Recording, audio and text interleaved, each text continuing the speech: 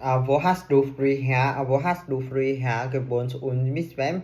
Früher habe ich mit meiner Familie in einer Wohnung gewohnt. Sie war klein, aber sehr gemütlich.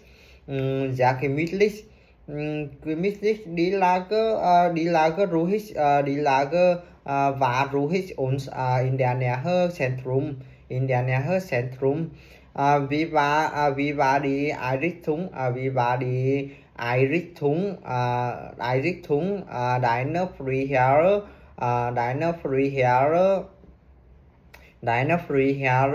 Wohnung. War meine Wohnung als einen Schreibtisch. Meine Küche war klein, aber gut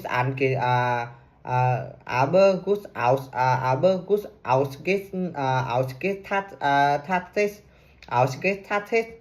Mm, Ausgestattet. Es gibt I had und einen Kühlschrank. Ich finde Essen sehr praktisch und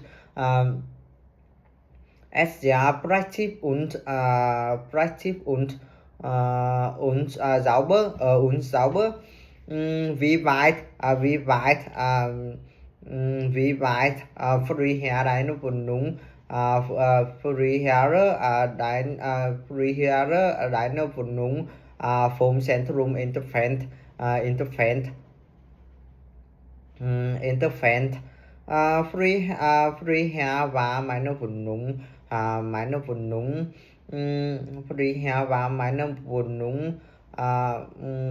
war meine Wohnung ungefähr 15 Minuten mit dem Bus vom Zentrum entfernt. Mm, Entfernt. Es war ganz praktisch, weil die Haltestellen in der Nähe war. Mm, wie sind die Wohnung in deinem Land normalerweise?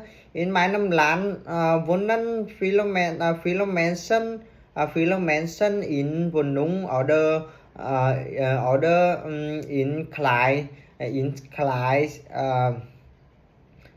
in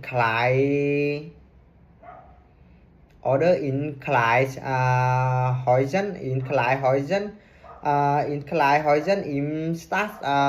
Außerdem wohnen viele Menschen in großen Häusern auf dem Land, weil es sehr ruhig.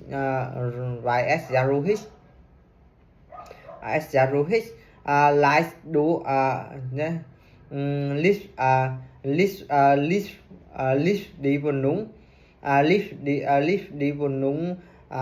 Lift die Wohnung deiner Familie in der Stadt oder auf dem Land. Meine Familie wohnt in einer Wohnung in Winstadt. Es ist zwar klein, aber